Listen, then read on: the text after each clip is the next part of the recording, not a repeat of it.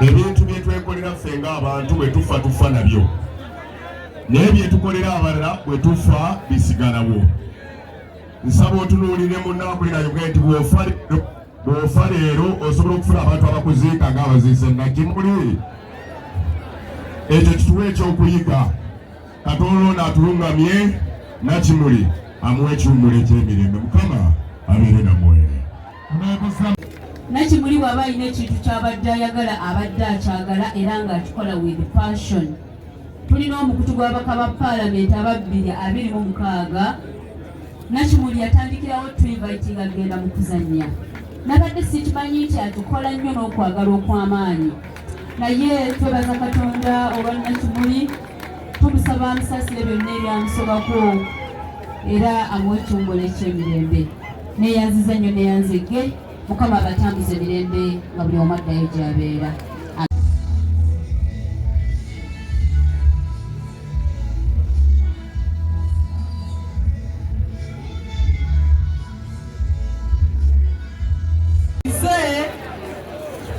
Tusaba mukkirize abakulembeze abantu be balinga balowooza nti muyaga, tugezezzaako bakakasa nga mwe muli ne Nakimuli nti tuli ba muzinzi, era tusaba obukuku nabwo nina kusaba abaddako okwogera olw'okuba nti omulambo gunaatera okutuukako wano enjole ya munnaffe Nakimuli era atera okutuuka.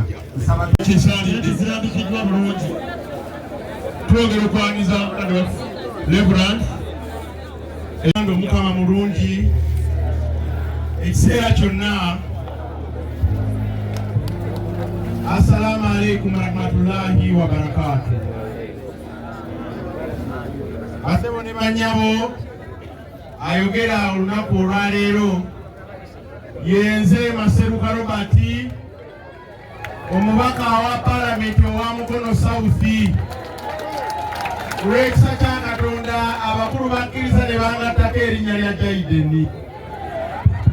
Asebo ne bannyabo tuli wano olunaku olwaleero ku nsonga ya Honorable abadde alina eddoboozi, Honorable Nakimuli Helen, era nga tutuuse okusaasira kwaffe eri abooluganda n'ab'emikwano.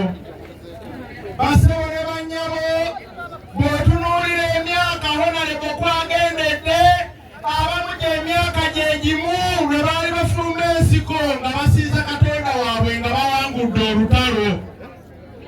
Ate olutalo olwo Basebo ne bannyabo lwali luweero, lwaliwo bannange, lwaliwo bannange ab'eluweero ne mulwana olunaku olwaleero Honorable agendedde mu myaka egyo gyennyini bwe bawangulira olutalo.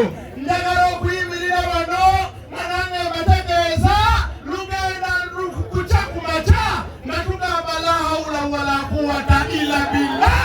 Omusajja nga tuwudutte. Basebo ne bannyabo njagala okuwazaamu essuubi buli muntu yenna ali wano. Honorable Helen tagendedde bwereere, Honorable Helen tagendedde bwereere, Honorable Helen tawummula, Honorable Helen tawummula.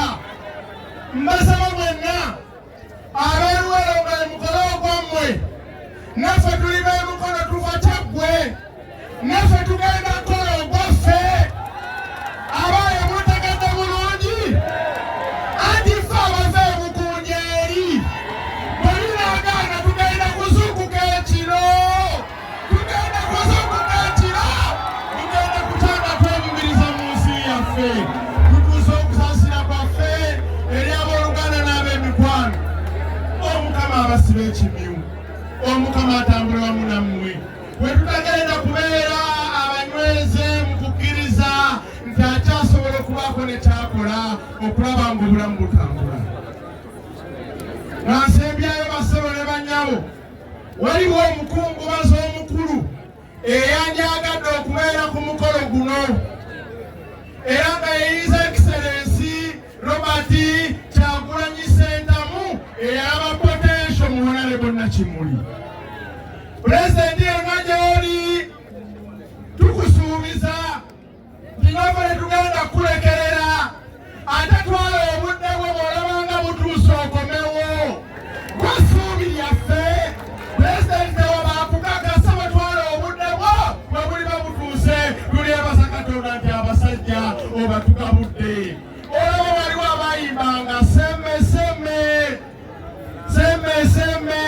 abalagala gondya nabo tebaliiwo omukama abampeera omukisa.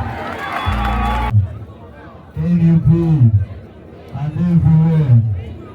Abana eddoboozi yazzewo eno nsoyisoyi kitalo nnyo kitalo ddala ekyawona lwebana kimuli omwoyo gw'omugweza ag'omulungi. Assalamu alaikum warahmatullahi wabarakatuh. Basebo ne bannyabo kitalo nnyo kitalo nnyo ddala ekyokuviibwako omukwano gwaffe sisita waffe Nakimuli nze Naira Ibrahimu abasaga omumanyira Big Eye mukama omugenzi amulambuzisa. Ebisinga byogedde sagala byogera nnyo nnyo kapere mikwano gyange bano boogere nalyogedde binyina olw'okwokola obudde kapere bakyali bange bano abeeko kiboogera eyanjula ebbeeyanjusi mukama wange esigi mukama wange leader of opposition.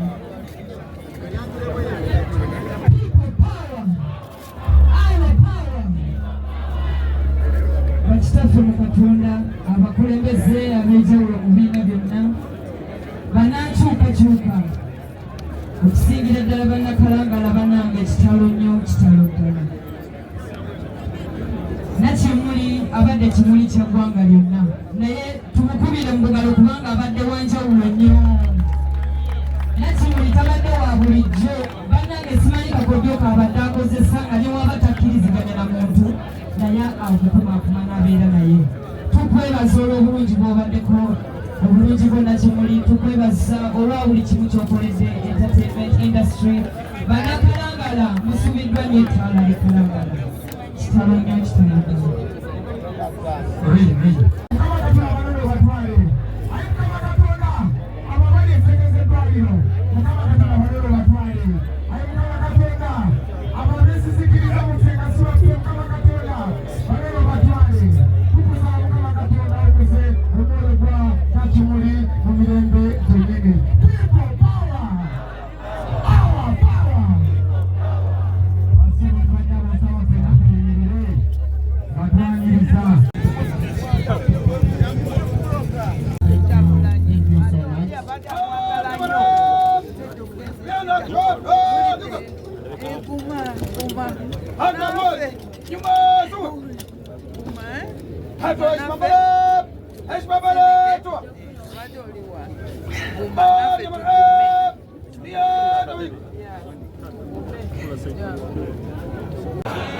Our power, people power.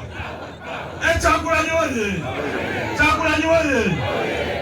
Kwano gyange SG, bannaddiini, ababaka ba parliament, abatuuze ba kuno, abakungubazi bonna, akaseera ke tulimu kazino.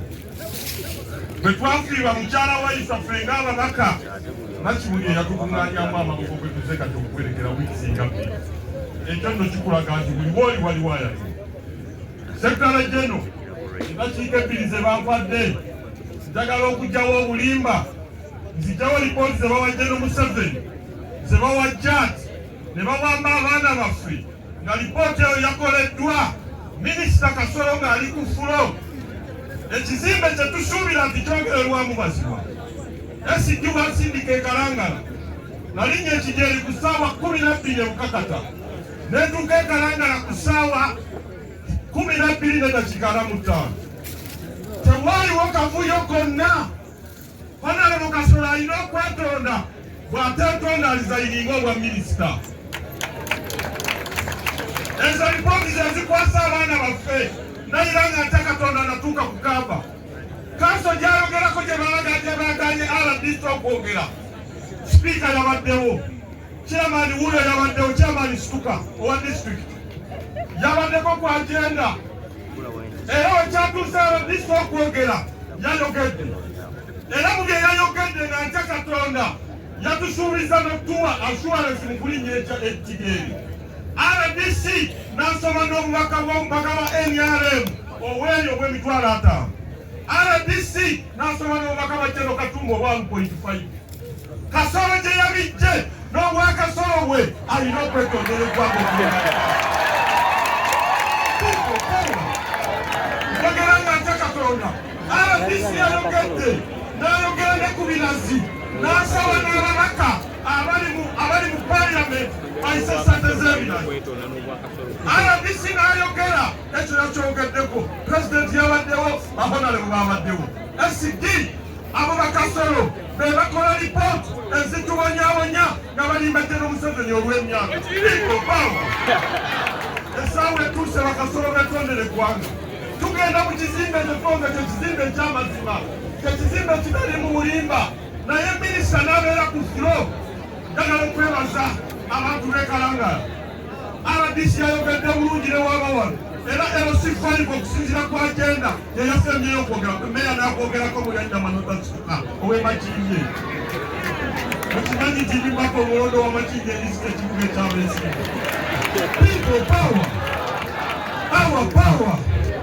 Twagala kasolo yetondera ekibiina kya Nuupu. Yasigina maliriza.